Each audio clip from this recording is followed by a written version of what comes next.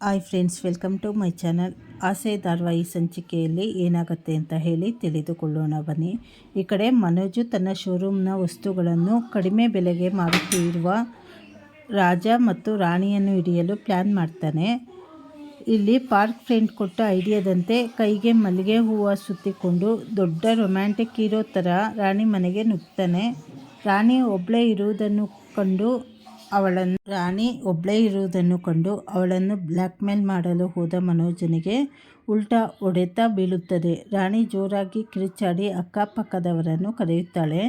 ಒಂಟಿ ಹುಡುಗಿ ಮನೆಗೆ ಬಂದು ಗಲಾಟೆ ಮಾಡುತ್ತಿದ್ದಾನೆ ಅಂತ ಹೇಳಿ ತಿಳಿದು ಬಂದ ಹೆಂಗಸರೆಲ್ಲ ಸೇರಿ ಮನೋಜನಿಗೆ ಪರ್ಕೆಯಿಂದ ಸರಿಯಾಗಿ ಬಾರಿಸ್ತಾರೆ. ಕೊನೆಗೆ ರಾಣಿ, ಇವನು ನನ್ನ ಹಳೆಯ ಮಾಲೀಕ, ನನ್ನ ಮೇಲೆ ಕಣ್ಣು ಹಾಕಿದ್ದಕ್ಕೆ ಕೆಲಸ ಬಿಟ್ಟೆ ಅಂತ ಹೇಳಿ ಸುಳ್ಳು ಹೇಳಿ ಅವನನ್ನು ಎಲ್ಲರ ಮುಂದೆ ಅವಮಾನ ಮಾಡಿ ಕಳಿಸ್ತಾಳೆ. ಈ ಕಡೆ ಮನೆಗೆ ಬಂದ ಮನೋಜ ತಾನು ಹೊಡೆತ ತಿಂದ ವಿಷಯವನ್ನು ಮುಚ್ಚಿಡಲು ಪ್ರಯತ್ನ ಪಡ್ತಾನೆ.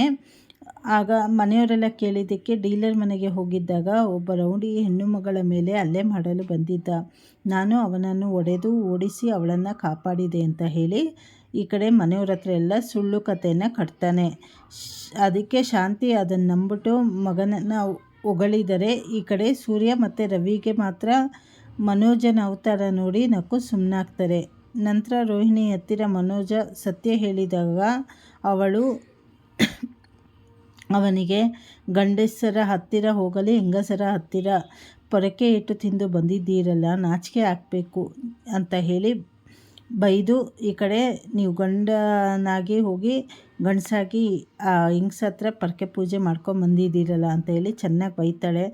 ಬೈದಿದ್ದು ಸಾಕು ಕಣೆ, ನನಗೆ ನೋವು ತಡ್ಕೊಳಕ್ಕಾಗ್ತಾಯಿಲ್ಲ ಅಂತ ಹೇಳಿದಾಗ ಸರಿ ಅಂತ ಹೇಳಿ ಈ ಕಡೆ ಬಿಸಿ ಶಾಖ ಕೊಡ್ತಾ ಇರ್ತಾಳೆ. ಇನ್ನೊಂದು ಕಡೆ ಮೀನಾ ತನ್ನ ಫ್ರೂಟ್ಸ್ ಬೊಕ್ಕೆ, ಹಣ್ಣಿನ ಬೊಕ್ಕೆ ಬಿಸ್ನೆಸ್ಸು ಆರಂಭ ಮಾಡ್ತಾಳೆ.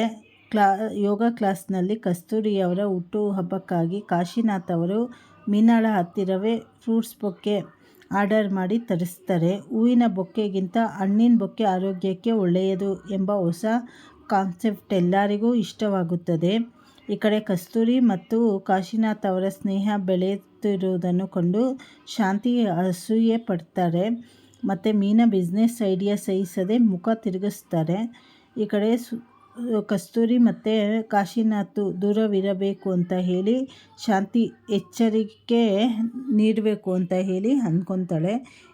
ಅಲ್ಲಿಗೆ ಈ ಸಂಚಿಕೆ ಮುಕ್ತಾಯವಾಗತ್ತೆ. ಮುಂದೆ ಈ ಕಡೆ ಮೀನಂದು ಹೊಸ ಬಿಸ್ನೆಸ್ ಮಾಡ್ತಾ ಇರೋದು ಶಾಂತಿಯವರಿಗೆ ಸಹಿಸ್ಕೊಳ್ಳೋಕ್ಕಾಗ್ತಾಯಿಲ್ಲ. ಹೇಗಾದರೂ ಮಾಡಿ ಅದನ್ನು ಹಾಳು ಮಾಡಬೇಕು ಅಂತ ಹೇಳಿ ಅಂದ್ಕೊತಾ ಇದ್ದಾರೆ. ಮುಂದಿನ ಸಂಚಿಕೆಗಳಲ್ಲಿ ಏನೇನು ಬದಲಾವಣೆ ಆಗತ್ತೆ ಅಂತ ಹೇಳಿ ಮುಂದೆ ತಿಳಿದುಕೊಳ್ಳೋಣ. ಹೊಸದಾಗಿ ಯಾರ್ಯಾರು ಚಾನಲ್ ನೋಡ್ತಾ ಇದ್ದೀರಾ ಚಾನಲನ್ನು ಲೈಕ್ ಮಾಡಿ, ಶೇರ್ ಮಾಡಿ, ಸಬ್ಸ್ಕ್ರೈಬ್ ಮಾಡಿ, ನಿಮ್ಮ ಅನಿಸಿಕೆ ಅಭಿಪ್ರಾಯ ತಿಳಿಸಿ. ಧನ್ಯವಾದಗಳು.